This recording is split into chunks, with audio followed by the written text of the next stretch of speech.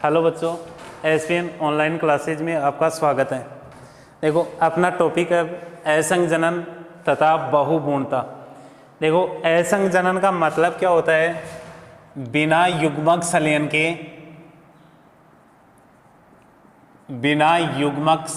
के भ्रूण का निर्माण होना। बिना युग्मक संलयन के भ्रूण का निर्माण होना, इस क्रिया को क्या कहेंगे? असंजनन के नाम से जाना जाता है। एक वैज्ञानिक का नाम है पंचानन माहेश्वरी।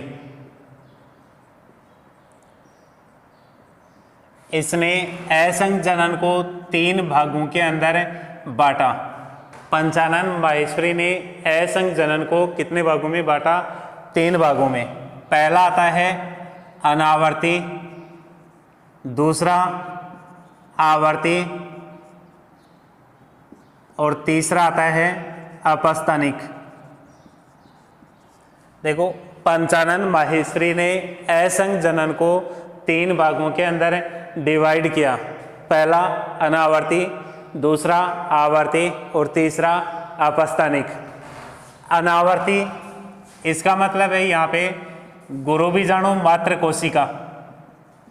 गुरु बीजाणु मात्र कोशिका में अर्धसूत्री विभाजन से गुरु बीजाणु का निर्माण होता है।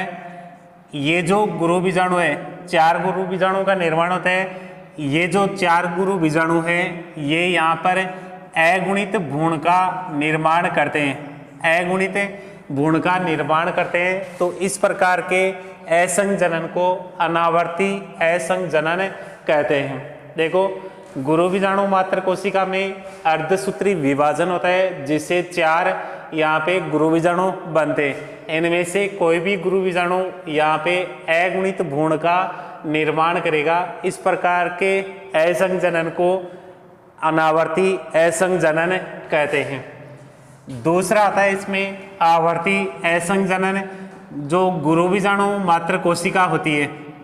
गुरु बीजाणु मात्र कोशिका, इसके अंदर माइटोसिस की क्रिया होगी, जिसके कारण यहाँ पर जो गुरु बीजाणु बनेंगे ये 2n कंडीशन के अंदर या फिर द्विगुणित अवस्था के अंदर बनते हैं। और ये जो गुरु बीजाणु है यहाँ पर द्विगुणित भ्रूण का निर्माण कर लेते हैं। इस प्रकार के असंजनन को आवर्ती असंजनन कहते हैं। तीसरा आता है इसमें अपस्थानिक असंजनन। अपस्थानिक असंजनन का मतलब है यहाँ पर भ्रूणकोश के बाहर या फिर अंड कोशिका के अलावा किसी दूसरी कोशिका के द्वारा जब भ्रूण का निर्माण होता है तो उसे अपस्थानिक असंजनन कहते हैं। देखो, 3 प्रकार का असंजनन है, अनावर्ती, आवर्ती और अपस्थानिक। असंजनन किसे कहेंगे? बिना युग्मक संलयन के भ्रूण का निर्माण होना, इस क्रिया को असंजनन कहते हैं। वैज्ञानिक का नाम है पंचानन माहेश्वरी। इसने असंजनन को 3 कैटेगरियों के अंदर विभाजित किया। पहला अनावर्ती, दूसरा आवर्ती और तीसरा अपस्थानिक। अनावर्ती का मतलब है गुरु बीजाणु मात्र कोशिका में अर्धसूत्री विभाजन होता है, जिससे 4 अगुणित गुरु बीजाणु बनते हैं। ये जो अगुणित गुरु बीजाणु है, इनके द्वारा यहाँ पे जो भ्रूण है उसका निर्माण होगा, तो इसे अनावर्ती असंजनन कहते हैं। दूसरा है आवर्ती, गुरु बीजाणु मात्र कोशिका में माइटोसिस या फिर समसूत्री विभाजन होता है, जिसके कारण 4 द्विगुणित गुरु बीजाणु बनते हैं। और ये गुरु बीजाणु यहाँ पर द्विगुणित भ्रूण का निर्माण करते हैं। इसे आवर्ती असंजनन कहते हैं। तीसरा आता है इसमें अपस्थानिक असंजनन। इसके अंदर यहाँ पर भ्रूणकोश के बाहर या फिर अंड कोशिका के अलावा किसी दूसरी कोशिका के द्वारा भ्रूण का निर्माण किया जाता है, तो उसे यहाँ पर अपस्थानिक असंजनन कहते हैं। असंजनन का महत्व, एक महत्व आता है इसका कि जो उत्पन्न संतति होगी ये जनक पादप के समान होगी, जनक पादप के समान होगी, या फिर उत्पन्न जो संतति होगी एक प्रकार से क्लोन के रूप में निर्मित होती है। तो इसका एक महत्व है, असंजनन द्वारा उत्पन्न जो संततियाँ होती है ये जनक पादप के समान है या फिर क्लोन के रूप में पाई जाती हैं। तो ये था यहाँ पे असंजनन। सेकंड आता है इसके अंदर बहुभ्रूणता। देखो बहुभ्रूणता का मतलब होता है कि सामान्यतः एक बीज के अंदर एक ही भ्रूण उपस्थित होता है, एक भ्रूण के अंदर एक बीज में एक ही भ्रूण उपस्थित होगा, सामान्य कंडीशन है। लेकिन जब बीज में एक से अधिक भ्रूण उपस्थित होते हैं, एक से अधिक भ्रूण उपस्थित होते हैं तो उस स्थिति को बहुभ्रूणता कहते हैं। देखो जब बीज में एक से अधिक भ्रूण विकसित होते हैं या उपस्थित होते हैं तो उस स्थिति को क्या कहेंगे, बहुभ्रूणता कहते हैं। यहाँ पे जो जिम्नोस्पर्म के सदस्य हैं उनके अंदर बहुभ्रूणता सामान्य रूप से पाई जाती है। जिम्नोस्पर्म के सदस्यों में बहुभ्रूणता सामान्यतः उपस्थित होगी। एंजियोस्पर्म की बात करोगे तो एंजियोस्पर्म के सदस्यों में जो बहुभ्रूणता होगी ये जो नींबू कुल के सदस्य हैं जैसे नींबू, संतरा, इनके अंदर पाई जाती है। अपवाद है, इनके अंदर बहुभ्रूणता उपस्थित होती है। नींबू हो गया, संतरा, इनके अंदर बहुभ्रूणता पाई जाती है। लेकिन सामान्य रूप से प्रकृति के अंदर जो बहुभ्रूणता है वो किसके अंदर पाई जाती है, जिम्नोस्पर्म के सदस्यों के अंदर पाई जाती है। इसके बाद में ल्यूवेनहोक इन्होंने सबसे पहले जो बहुभ्रूणता थी उसकी खोज की थी। ल्यूवेनहोक ने सबसे पहले बहुभ्रूणता की खोज की थी। इसके अलावा बार्ने ने यहाँ पर जो बहुभ्रूणता है इसको वर्गीकृत किया था। देखो ल्यूवेनहोक ने तो यहाँ पे बहुभ्रूणता की खोज की और जो बार्ने नामक वैज्ञानिक है इसने बहुभ्रूणता को विभाजित किया था 4 भागों के अंदर। पहला था इसमें विदलन बहुभ्रूणता। पहला कौन सा आता है, विदलन बहुभ्रूणता। दूसरा आता है इसमें बीजांड में एक से अधिक अंड कोशिका के कारण, भ्रूणकोश में एक से अधिक अंड कोशिका के कारण बहुभ्रूणता। तीसरा आता है बीजांड में एक से अधिक भ्रूणकोश की उपस्थिति। बीजांड में एक से अधिक भ्रूणकोश की उपस्थिति। और चौथा आता है यहां पर भ्रूणकोश के बाहर की कोशिका द्वारा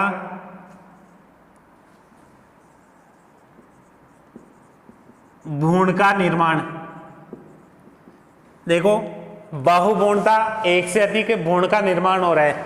बार्ने नामक वैज्ञानिक ने बहुभ्रूणता को 4 भागों के अंदर डिवाइड किया। पहली है विदलन बहुभ्रूणता। विदलन बहुभ्रूणता का मतलब होता है कि जो जायगोट है इस जायगोट में यहाँ पर विभाजन होगा, समसूत्री विभाजन होगा, जिसके कारण एक से अधिक भ्रूण विकसित हो जाएंगे। इसे विदलन बहुभ्रूणता कहते हैं। दूसरा आता है भ्रूणकोश में एक से अधिक अंड कोशिका या फिर भ्रूणकोश की अन्य कोशिकाओं द्वारा यहाँ पर भ्रूण का निर्माण होता है तो भी बहुभ्रूणता विकसित होती है। देखो जैसे भ्रूणकोश है, इस भ्रूणकोश के अंदर ये 7 कोशिकाएं हैं, इन 7 कोशिकाओं में अंड कोशिका क्या कर रही है, यहाँ पे भ्रूण का निर्माण कर रही है। तो यहाँ पे एक से अधिक अंड कोशिका, या तो अंड कोशिका की संख्या बढ़ेगी या फिर अन्य कोशिकाओं के द्वारा, जैसे सहायक कोशिकाएं हो गई या फिर जो प्रतिमुखी कोशिकाएं हैं उनके द्वारा भ्रूण का विकास होता है। तीसरा है बीजांड में एक से अधिक भ्रूण कोश की उपस्थिति। देखो जो बीजांड है, इस बीजांड के अंदर एक से अधिक, कोई जरूरी नहीं है एक ही यहाँ पे भ्रूण कोश हो, एक से अधिक यहाँ पर भ्रूण कोश उपस्थित हो, तो प्रत्येक भ्रूण कोश के द्वारा यहाँ पे भ्रूण का निर्माण होगा। तो तीसरी स्थिति होगी एक से अधिक भ्रूण कोश की उपस्थिति। चौथा आता है भ्रूण कोश के बाहर की कोशिकाओं के द्वारा भ्रूण का निर्माण। अब जैसे भ्रूण कोश है, इस भ्रूण कोश के बाहर की ओर जो कोशिकाएं हैं, जैसे अध्यावरण की कोशिका हो गई या फिर जो बीजांडकाय की जो कोशिका है, इसके द्वारा भ्रूण का निर्माण हो जाता है। तो वो हो जाएगा भ्रूण कोश के बाहर की कोशिकाओं के द्वारा बहुभ्रूणता उत्पन्न होना। दोबारा देखना, बहुभ्रूणता किसे कहेंगे? एक बीज में एक भ्रूण उपस्थित है सामान्य स्थिति में। जब बीज के अंदर एक से अधिक भ्रूण विकसित हो जाते हैं तो उस स्थिति को बहुभ्रूणता कहते हैं। जिम्नोस्पर्म के जो सदस्य हैं उनके अंदर बहुभ्रूणता सामान्य रूप से पाई जाती है, लेकिन एंजियोस्पर्म के सदस्यों में जैसे नींबू और संतरा, इसमें सामान्य रूप से या फिर अपवाद के रूप में बहुभ्रूणता उपस्थित होगी। ल्यूवेनहॉक ने यहाँ पे बहुभ्रूणता की खोज की थी। बार्ने नामक वैज्ञानिक ने बहुभ्रूणता को 4 कैटेगरियों में विभाजित किया। पहला आता है विदलन बहुभ्रूणता। जायगोट में समसूत्री विभाजन से अनेक भ्रूण का निर्माण होगा, उसे विदलन बहुभ्रूणता कहते हैं। सेकंड है भ्रूण कोश में एक से अधिक अंड कोशिका या फिर भ्रूण कोश की अन्य कोशिकाओं के द्वारा भ्रूण का निर्माण होगा, तो भी यहाँ पे बहुभ्रूणता उत्पन्न होती है। तीसरा आता है बीजांड में एक से अधिक भ्रूण की बीजांड में एक से अधिक भ्रूण कोश की उपस्थिति है, तो भी बहुभ्रूणता उत्पन्न होती है। और चौथा आता है भ्रूण कोश के बाहर की जो कोशिकाएं हैं उनके द्वारा भ्रूण का निर्माण। बाहर की जो कोशिकाएं हैं जैसे अध्यावरण हो गया या फिर जो बीजांडकाय, इनके द्वारा, इनकी जो कोशिकाएं हैं उनके द्वारा जब भ्रूण का निर्माण होगा तो भी बहुभ्रूणता उत्पन्न होती है। तो ये था इसमें असंजनन तथा बहुभ्रूणता। अब आता है इसके अंदर सूक्ष्म प्रवर्धन। सूक्ष्म प्रवर्धन, देखो सूक्ष्म प्रवर्धन का मतलब क्या होगा? सूक्ष्म प्रवर्धन का मतलब होता है पादप के किसी भी भाग द्वारा, पादप के किसी भी भाग द्वारा कृत्रिम रूप से नए पादप का निर्माण करना सूक्ष्म प्रवर्धन कहलाता है। देखो पादप के किसी भी भाग, अब कोई भी भाग जैसे जड़ हो गया, तना हो गया, पत्तियां हो गई या फिर कोई पुष्पीय भाग, इनके द्वारा कृत्रिम रूप से नए पादप के निर्माण की जो क्रिया होती है उस क्रिया को क्या कहेंगे? सूक्ष्म प्रवर्धन के नाम से जाना जाता है। देखो पादप जो भाग होता है जिसके द्वारा आप नए पादप का निर्माण करते हो, पादप भाग जिसके द्वारा नए पादप का निर्माण किया जाता है उस भाग को कर्तोतक कहते हैं। देखो पादप का वह भाग जिसके द्वारा नए पादप का निर्माण किया जाता है उस भाग को क्या कहेंगे? कर्तोतक कहते हैं। इस कर्तोतक को निर्जमीकृत करके, निर्जमीकृत का मतलब होता है कर्तोतक पर उपस्थित जो सूक्ष्म जीव होते हैं उसको हटाने की क्रिया क्या कहलाती है? निर्जमीकरण कहलाती है। तो इस कर्तोतक को निर्जमीकृत करके यहाँ पे संवर्धन माध्यम या फिर आप बोल सकते हो पोषक माध्यम में यहाँ पे रखा जाता है, जिसके कारण इसके अंदर यहाँ पे केलस का निर्माण होता है। किसका निर्माण होगा? केलस का निर्माण। और केलस क्या है? यहाँ पर अविभेदित कोशिकाओं का समूह है। अविभेदित जो कोशिकाएं हैं, कोशिकाओं का जो समूह है, उस समूह को क्या कहेंगे? केलस कहते हैं। तो ये जो केलस है, केलस का निर्माण होगा। इसके पश्चात केलस की प्रत्येक कोशिका, केलस की जो प्रत्येक कोशिका है, इनके द्वारा यहाँ पे नए पादप का निर्माण किया जाता है। उससे इसको क्या कहेंगे? सूक्ष्म प्रवर्धन कहते हैं। दोबारा देखना, पादप के किसी भी भाग, कौन सा भाग हो गया? जड़ हो गया, तना हो गया, पत्तियां, पुष्पीय भाग, ठीक है, इनको कृत्रिम रूप से नए पादप के रूप में विकसित करने की जो क्रिया है, उस क्रिया को क्या कहेंगे? सूक्ष्म प्रवर्धन कहते हैं। सबसे पहले कर्तोतक बनाते हैं। कर्तोतक पादप भाग है जिसका हम संवर्धन करना चाहते हैं। इस कर्तोतक को निर्जमीकृत करते हैं। निर्जमीकृत का मतलब होता है कर्तोतक पर उपस्थित जो सूक्ष्म जीव होते हैं उनको हटाने की क्रिया क्या कहलाती है? निर्जमीकरण कहलाती है। इसके पश्चात कर्तोतक को संवर्धन माध्यम या फिर पोषक माध्यम के ऊपर रखा जाता है, जिसके कारण यहाँ पे कर्तोतक के द्वारा केलस का निर्माण होता है। केलस यहाँ पे अविभेदित कोशिकाओं का एक समूह होता है। इस केलस के द्वारा यहाँ पर केलस की जो कोशिका है, प्रत्येक कोशिका नए पादप का निर्माण करने के अंदर सक्षम होती है। तो एक छोटे भाग के द्वारा अधिक मात्रा के अंदर पादपों के निर्माण की जो क्रिया होती है, उस क्रिया को क्या कहेंगे? सूक्ष्म प्रवर्धन कहते हैं। इसके बाद में एक पॉइंट आता है यहाँ पे, पीढ़ी एकांतरण। इसके बाद में टॉपिक आता है अपना पीढ़ी एकांतरण।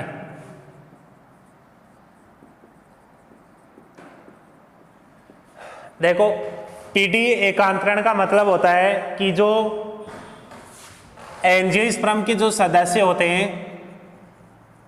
एंजियोस्पर्म के सदस्य, इनके अंदर यहाँ पे एक तो बीजाणुद्विध पीढ़ी पाई जाती है और दूसरी होती है युग्मकोद्विध पीढ़ी। दो पीढ़ियां होती है, एक तो होती है बीजाणुद्विध और दूसरी होती है युग्मकोद्विध पीढ़ी। बीजाणुद्विध जो पीढ़ी है ये इसकी मुख्य पीढ़ी होती है, जबकि युग्मकोद्विध इसकी आश्रित पीढ़ी होती है। ये दीर्घकालिक होती है, जबकि ये वाली अल्पकालिक होती है। देखना, सबसे पहले बीजाणुद्विध जो पीढ़ी है, इसके अंदर आपको बताना है कि प्लांट का निर्माण हो गया, ठीक है। प्लांट का निर्माण किसके द्वारा हुआ है? सीड जर्मिनेशन या फिर बीज के अंकुरण से प्लांट विकसित हुआ है। इस प्लांट के ऊपर यहाँ पे पुष्पन की क्रिया होती है या फिर पुष्प बनते हैं। अब पुष्प के अंदर यहाँ पे स्त्री केसर और पुंकेसर दो भाग है। स्त्री केसर में अंड कोशिका और पुंकेसर में यहाँ पे जो परागकण है उसका क्या हो रहा है? निर्माण। इसके पश्चात इन दोनों में निषेचन की क्रिया संपन्न होगी और निषेचन से किसका निर्माण हो रहा है? जायगोट। ये जायगोट यहाँ पे किसका निर्माण करेगा? भ्रूण। और भ्रूण से किसका निर्माण होगा? बीज। और जो बीज है आगे जाकर के नए प्लांट का निर्माण कर रहा है। तो जो पुष्पन वाली जो अवस्थाएं है, ये तो हो गई इसकी युग्मकोद्विध अवस्था, यानी कि जो पुष्प का निर्माण हो रहा है वो तो कम समय का टाइम है, जबकि जो उसकी कायिक वृद्धि होती है, यानी कि कायिक वृद्धि का मतलब है बीज के अंकुरण से लेकर के उसके अंदर जब पुष्पन की क्रिया होती है वहां तक का जो टाइम होता है वो कौन सी हो गई? उसकी बीजाणुद्विध अवस्था हो गई। इस अवस्था के अंदर केवल कायिक वृद्धि होगी और युग्मकोद्विध अवस्था के अंदर यहाँ पे पुष्पन की क्रिया संपन्न होती है। तो दोनों पीढ़ियां एकांतर क्रम के अंदर चलेगी।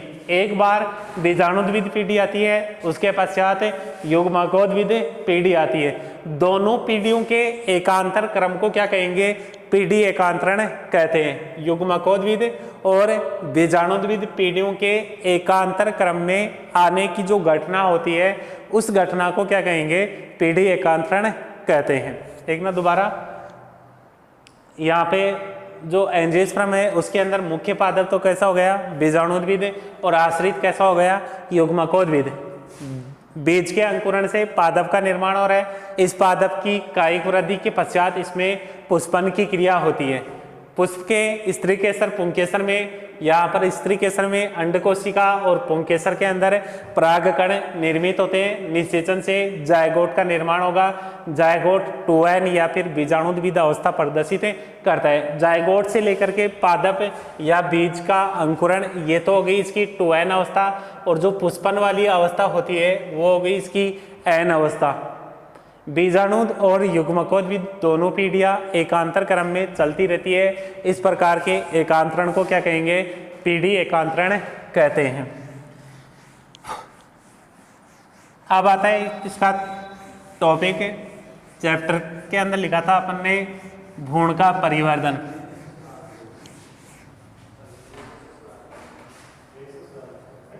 भ्रूण का परिवर्धन,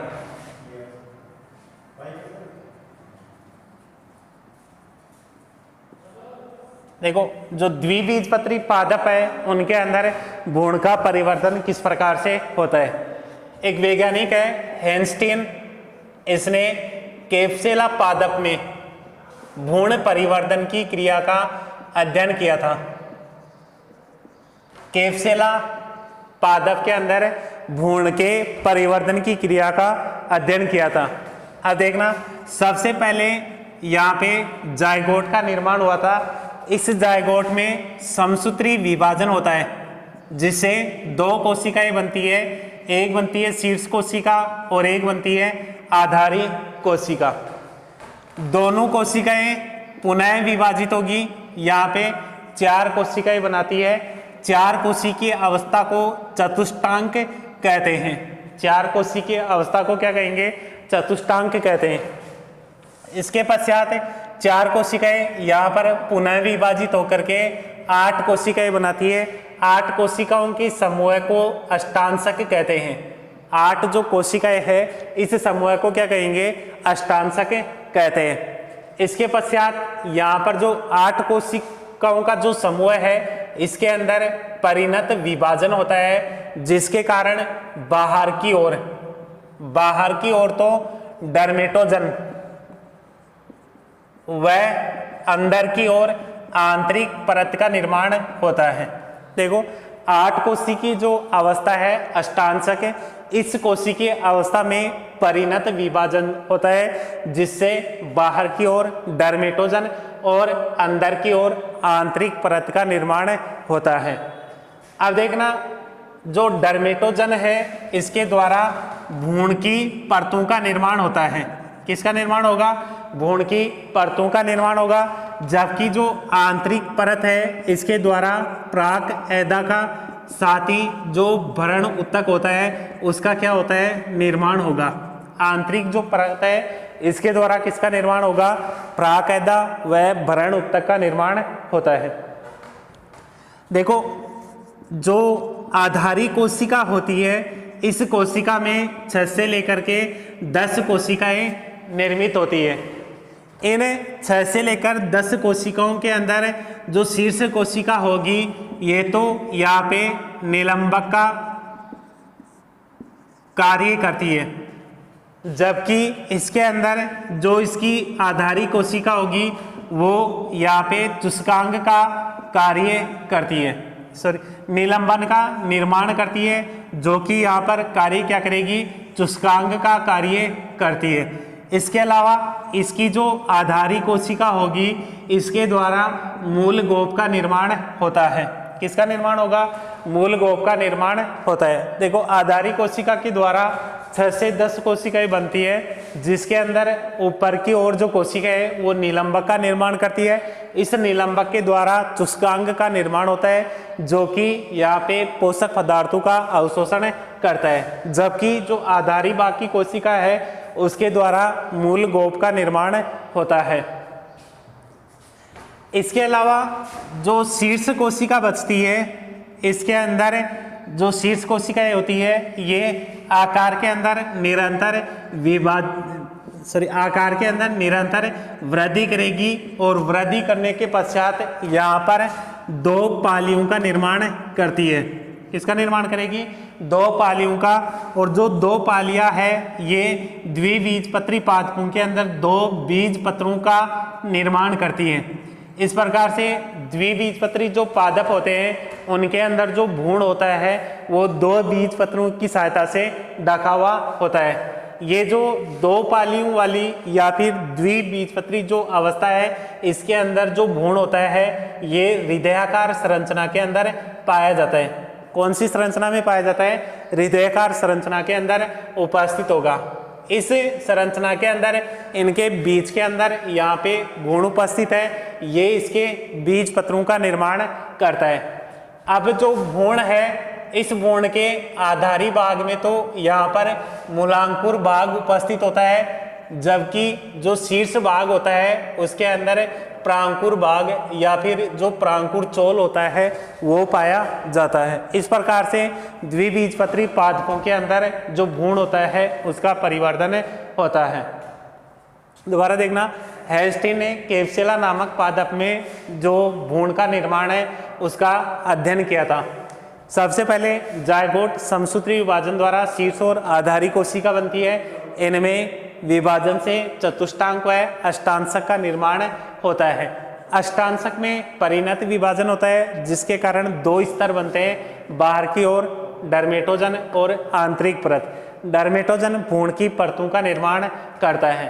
आधारी कोशिका 6 से 10 लंबी कोशिकाओं का निर्माण करती है, जिसकी शीर्ष कोशिका निलंबक का निर्माण करेगी जो चुस्कांक का कार्य करती है। शीर्ष कोशिका यहाँ पे इस आधारी कोशिका के अंदर जो नीचे की ओर कोशिका थी वो मूल गोप के अंदर परिवर्तित हो जाती है। इसी प्रकार से जो शीर्ष कोशिका है ये भी आकार के अंदर निरंतर वृद्धि करेगी, जिसके कारण जो भ्रूण होता है वो हृदयाकार हो जाता है, जिसके अंदर 2 पालियां बनती है जो कि बीज पत्रों का निर्माण करती है। भ्रूण के आधार की ओर मूलांकुर चोल होगा और शीर्ष भाग की ओर यहाँ पे जो प्रांकुर चोल होता है उसका निर्माण हो जाता है। इसके पश्चात एक छोटा सा टॉपिक हो रहा है कि एक बीजपत्री जो पादप होते हैं उनके अंदर भ्रूण का परिवर्धन। देखो, भ्रूण का परिवर्धन है, परिवर्धन की क्रिया समान है, भ्रूण परिवर्धन की क्रिया समान है, लेकिन भ्रूण परिवर्धन की तो क्रिया समान है, लेकिन द्विबीजपत्री जो पादप होते हैं उनके अंदर तो 2 बीजपत्र बनते हैं, 2 बीजपत्र बनते हैं, और जो एक बीजपत्री पादप होते हैं उनके अंदर एक ही बीजपत्र बनता है। इस एक बीजपत्र को यहाँ पर स्कूटेलम या फिर वरुथिका कहते हैं। देखो, एक बीजपत्री पादपों के अंदर बीज का जो आवरण होता है उस आवरण को क्या कहेंगे? स्कूटेलम या फिर वरुथिका कहते हैं। बाकी निर्माण की जो क्रिया होती है वो द्विबीजपत्री भ्रूण के निर्माण के समान होती है। ये था यहाँ पे आपका चैप्टर।